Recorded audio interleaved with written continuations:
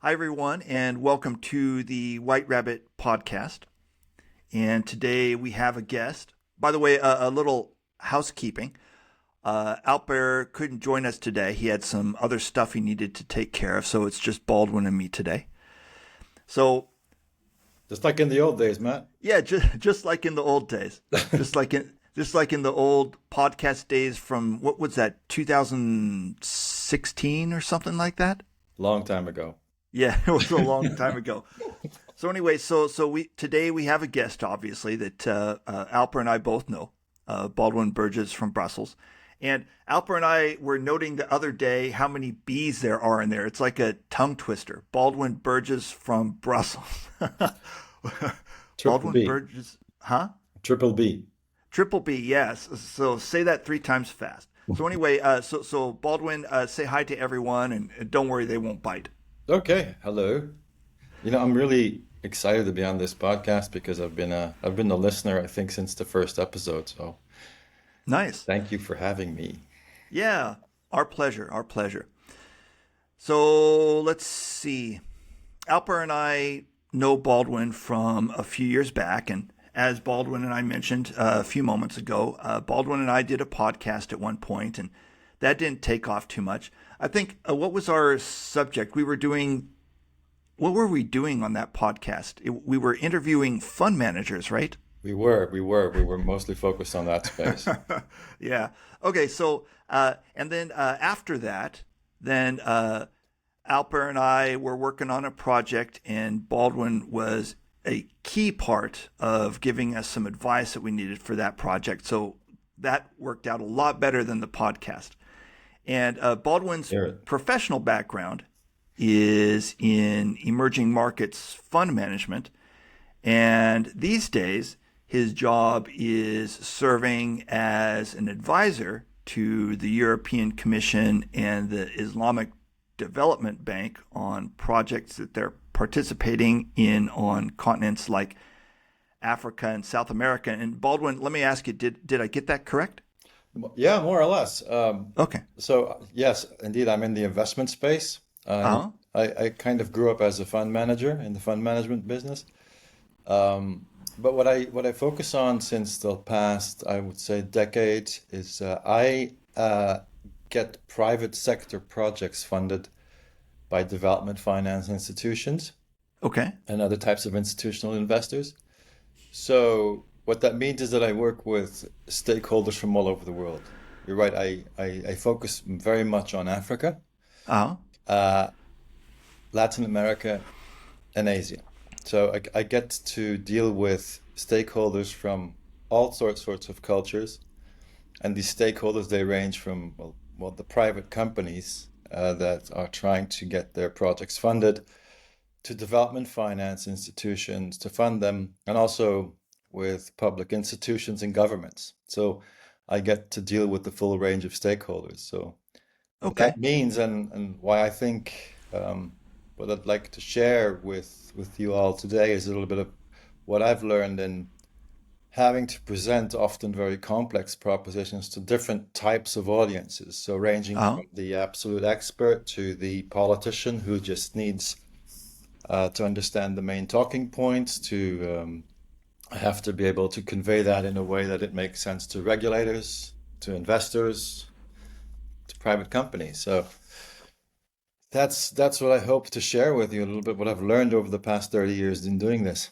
Okay. And Baldwin, one other thing before we get started, if any of our audience members want to get in touch with you after the podcast, how can they contact you and where can they find you? I think the easiest way is to go to my website, which is Abaris Advisors. So that is Abaris, Abaris, and then hyphen advisors.com. Then Okay. they can find a way to get in touch with me quite easily. Okay. And let's see, we talk a lot here on the podcast about the importance of knowing your audience. Hmm. And that's the general theme of what the three of us, or what I guess what the two of us, what Baldwin and I will be talking about today. But first, Baldwin, you gave a little background on what it is that you do. Mm. This is, though, a presentation podcast, so many of our listeners are probably still going to be wondering, who's this Baldwin guy and why is Matt talking to him? So let's start there, Baldwin. Let's back up a second and kind of continue with what you were saying earlier and give our listeners a little more background on what it is that you're doing. Of course. So again, it's really about presenting ideas and projects is really all about creating a resonance with the right audience always, Uh-huh. as it is. That's a general rule for everything, I guess. And so, like as I mentioned previously, is when I'm speaking to a sophisticated investment audience, I have to do a completely different approach to how I position something than, for example, when I'm speaking to an ambassador of a Okay. country, or I'm speaking to a trade association representative who probably does not really know that much about investments, Hmm. but needs to understand the key points. So, and I think what makes this additionally challenging is that you have to do this in many places around the world. So, as I mentioned, I work very much in Africa, and there is no Hmm. one Africa. There's 54 Africas. Every country is Yeah. different, Yeah. and the same is pretty much true for any part of the world. Asia is very has many different types of cultures, but one of the things that I think of, let me maybe start with, we really live in a sort of a, I mean, again, we have almost 200 countries with multiple amounts of that in terms of culture. Yeah. But what we do have is we have two main paradigms. I think we Uh-huh. have the executive type of environment, and you have the collective cultures. And let me Okay. explain what that means. So, Uh-huh. uh, in the USA, in Europe, Australia, what we have is we have an executive culture, which means that Okay. when you're dealing with people, these people are typically empowered to make a certain amount of decisions, and they get judged on that. So basically, it's a very individualistic approach to business. Hmm. So if you're speaking to an executive, his job or her job is to make sure that the right decisions are made, and they will be judged upon that. Um, so there's a lot of delegation into the individual when it comes Okay. to doing business. But in the vast majority of the world, it's not like that. It's a collective culture, so it's very hierarchical. There's a power distance. So what you're dealing with there is that you need to approach this entirely differently. And where Hmm. it sometimes really uh, creates tension is where a person from an individualistic culture tries to impose that on someone who works in a collective culture. Okay. So I think this is a very big. It took me a long time to learn this, obviously, Hmm. but what you're dealing with mostly I mean, ideally you want to go top down.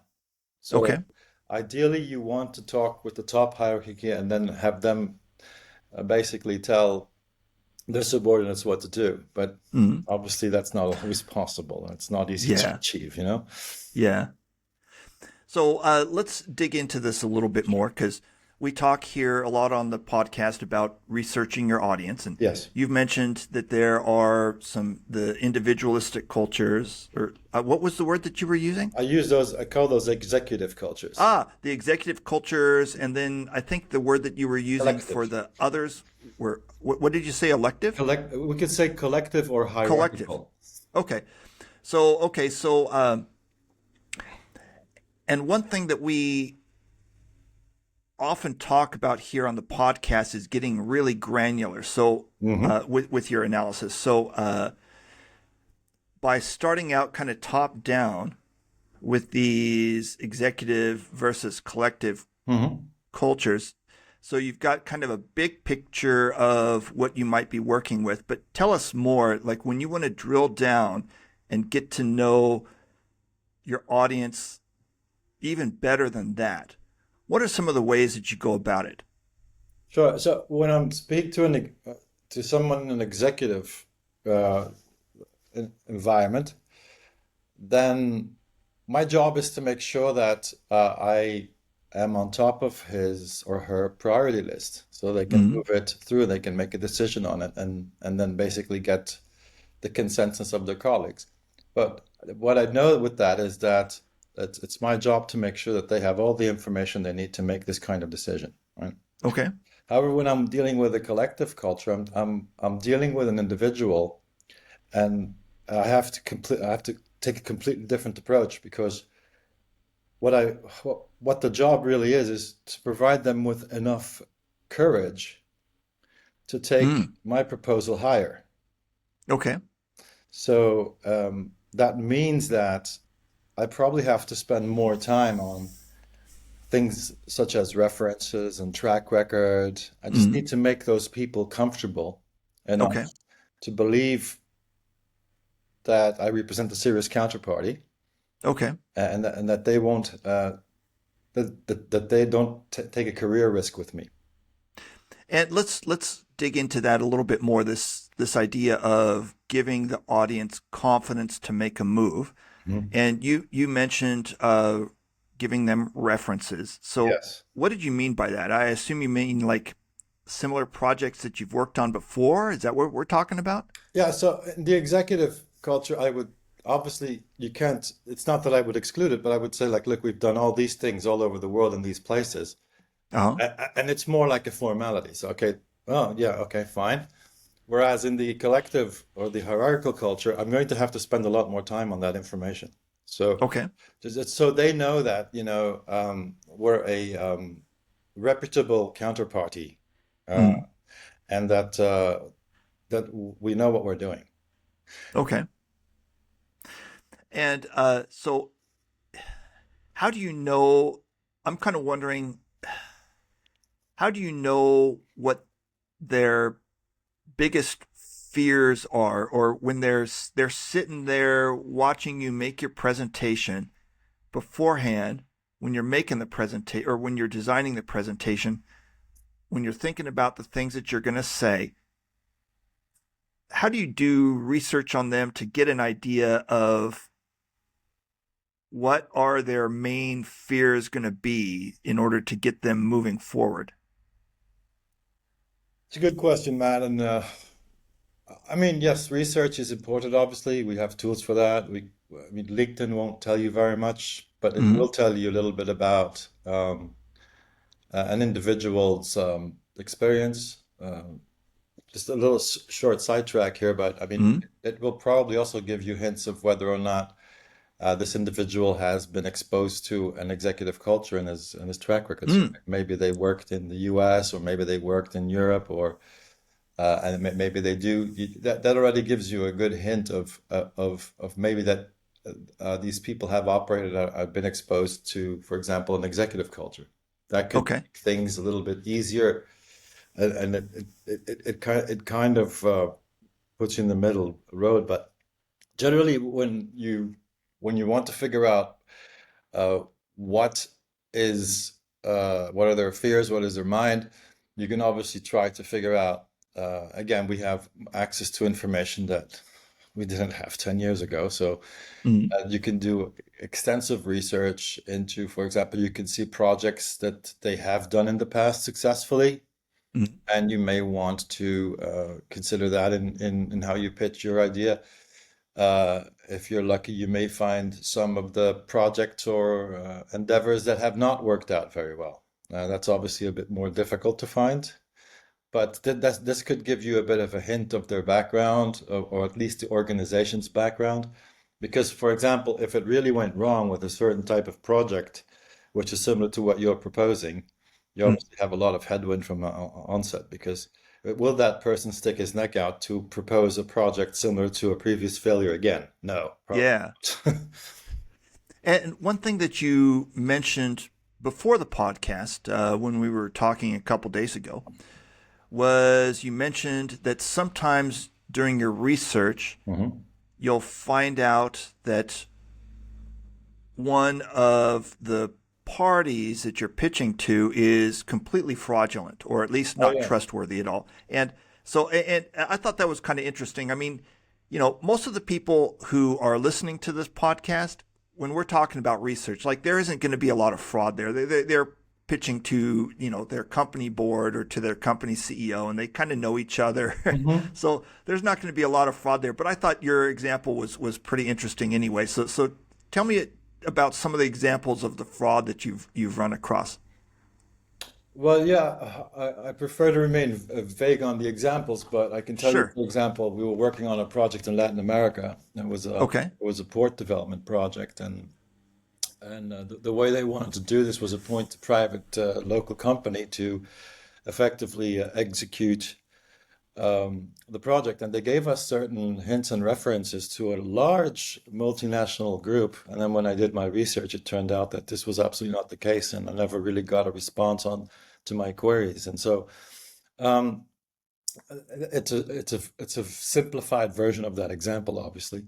But Uh-huh. the problem what you have, especially, I mean, it can take on different shapes. And in Latin America, you've really got to be careful that you don't get involved with the criminal world is a bit of everywhere there, unfortunately. Sure. So I think people can read between the lines when I say that. So you have Uh-huh. to be very careful with those references. Okay. Um, in Asia, what's often feared, and to an extent also in the US, is that you're a risk, you better make sure that you do your research before you start speaking to them because they just effectively may just run away with your idea. Yeah. Which is another uh, in Africa or in India or I guess in in so many other countries. What you have is often you have a lot of people who are pretending to be who they not are, and Uh-huh. those are the sort of like uh, I think some people can think of certain countries where this happens more than in others, but where they would sort of almost pretend to be someone who they absolutely are not. Sure. And some of the telltales are quite easy because again, this is obviously very researchable as well. I mean, you can try to find if you can't really find a track record for someone, Uh-huh. run away. The other typical thing is when you first connect to that, it's sometimes it's actually silly that they won't even turn their camera on because they have a bad Yeah. connection. Uh-huh. Do not pursue the meeting. Uh-huh. It's things like that. Be frankly, we can speak a bit about online meetings in a while, but because there's a lot to unpack there as well. But yeah, you have to really make sure. I mean, if you're not feeling confident that you're speaking to the right party, it's probably better just not to engage and do more research, Uh-huh. find another avenue because it is perilous out there. Okay. And so there are a couple things that you just said that I want to dig into. One is you mentioned that online meetings are very different from in-person meetings, and so I wanted to ask you about that. So I'm going to come back to that in a second. Yeah. Remind me to come back to that. But another thing that I wanted to dig into is that we talk often on this podcast about presenting your unique idea, Mm. which, and a lot of the pushback that we get on that is that, well, people are going to steal my unique idea. Mm. Whatever makes me unique, they're going to steal it. And then I won't be unique anymore. I'll be that other guy and somebody else is profiting off my idea. And Mhm. one thing that you mentioned is that some of the companies in Asia that you pitch to Mm. will sometimes steal your idea and do it themselves. So tell us a little bit more about what you meant by that.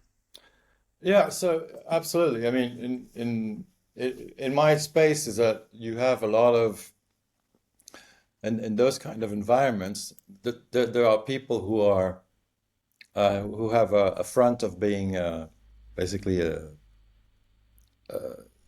they would have the role that is sort of like the interface to another company or they would be the gatekeeper. I guess that's the word I was looking for.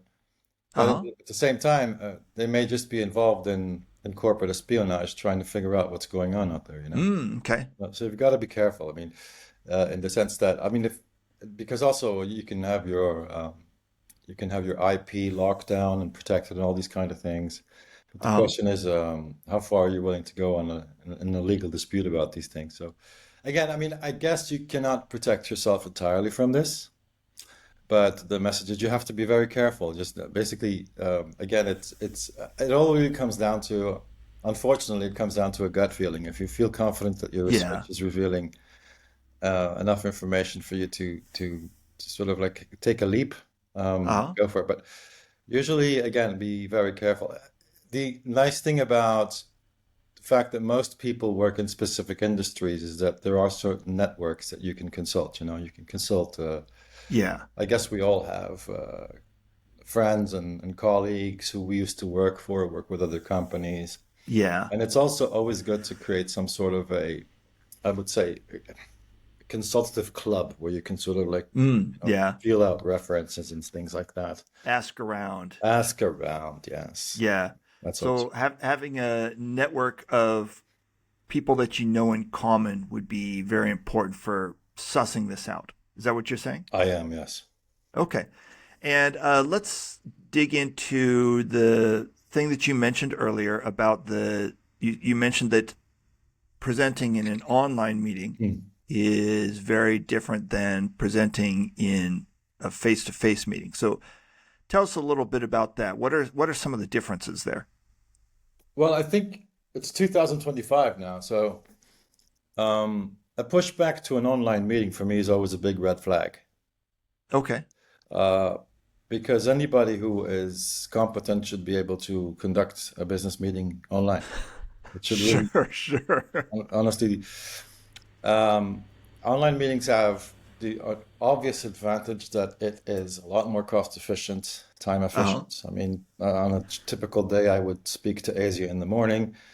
I'm dealing with Africa during the day, and I'm probably speaking to someone in Latin America in the evening. That's my typical day. Uh-huh. That was a dream 15 years ago. True, true. But there's also obviously the flip side is that you don't always know who else is in the room. Yeah, that's correct. Yeah. And that's something you have to be careful of. Uh-huh. So, you know, let's try to give a few best practices so I always insist on really getting the comfort that I'm dealing with the right counterparty online. I mean, Okay. I need to have a few online meetings Uh-huh. before I would travel somewhere. I mean, Okay. I think for those who've done business in emerging markets and even in developed markets will know that you can travel somewhere and then at the last minute the decision maker couldn't make it to the meeting. This happens all. Yeah, yeah.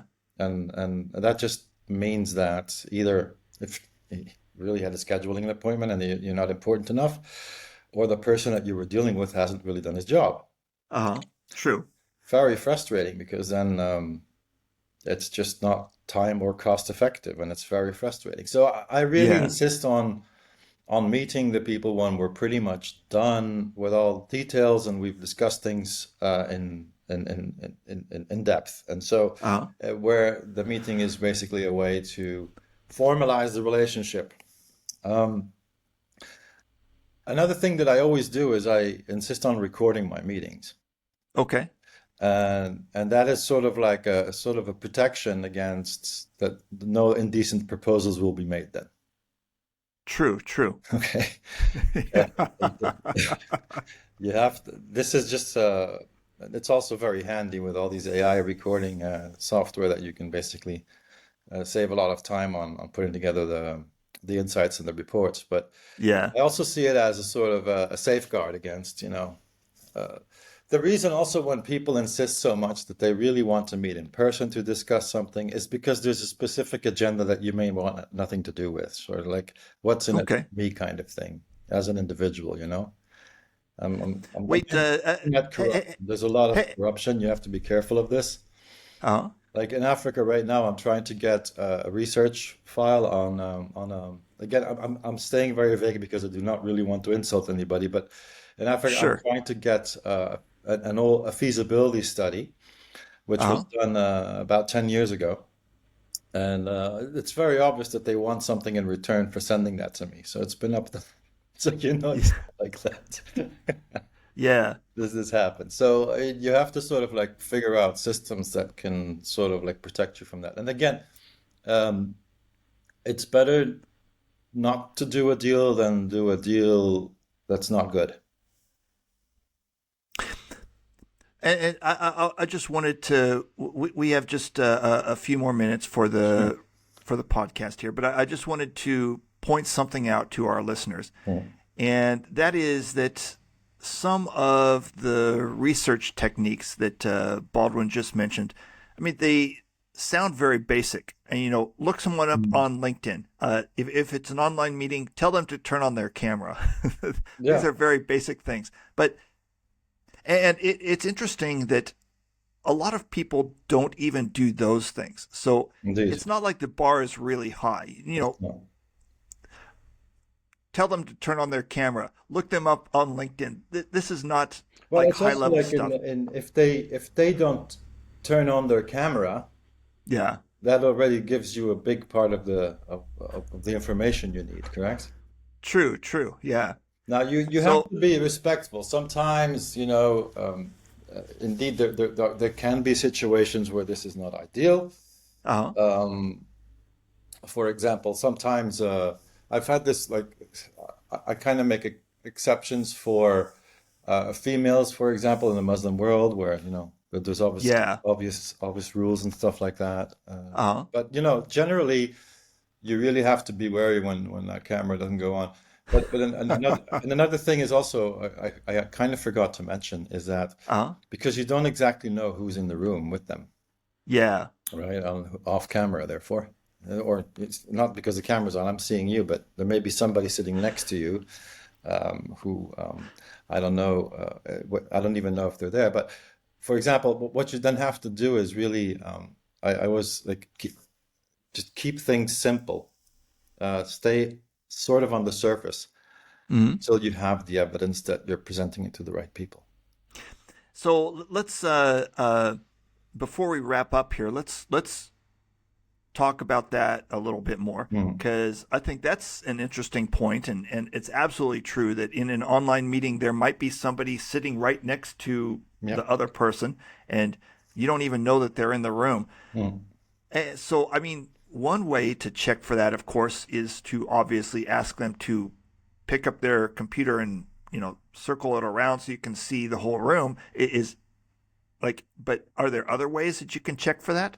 Well, I would say I've never tried that, and that's kind of a other. I'm afraid not. No, there are no. But it's also a little bit about like, um, I think what you really need to do is like when you're dealing with one individual, you just have to keep things on the surface. Uh huh. Basically let them know on a need to know basis. Uh And huh. then the thing is what you obviously want to see then is that in the next meeting, someone else shows up who's supposed to be a little bit more specialized in what you want to talk about, and then you reveal a bit Yeah. more. Uh huh. But I would, again, caution is everything. It's like the old adage, you shouldn't do too much on a first date, True. It's True. kind of like the same thing. Okay. Good point. Good point. Okay, so we should probably wrap it up there. Yeah, So I just wanted to thank you again, Baldwin, for joining me today. It's a great my, pleasure having you. my pleasure. I hope people don't come away thinking that I'm a total paranoid, but uh, I just thought these best practices are things that I've learned the hard way over the past few Yeah, years, so I hope that was helpful.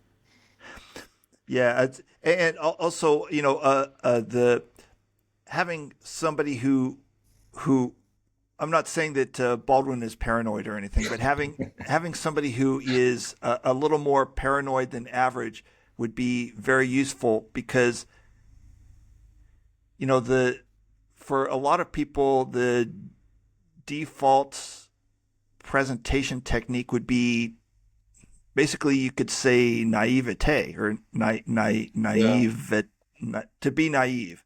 I'm having a hard time with the pronunciation of that word to be naive, and so having somebody point out basic things like you want to be careful about who else is in the room.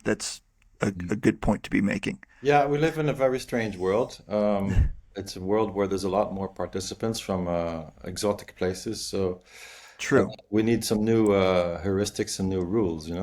It's just the way it is. And Yeah. everybody can get a Wi-Fi signal now and has something with a camera. So I guess it pays to be a bit more cautious about it. That's true. That's true. Okay, so we'll wrap it up there. And thanks again, Baldwin, for joining us. And hopefully, Alper will be able to make the next recording. So Alper and I will see you again soon. Absolutely. So Thanks. This was fun. yeah, thanks, Baldwin. And so we'll talk to you later. Alper and I will see you soon. Take care. Until soon. Thank you. Bye bye.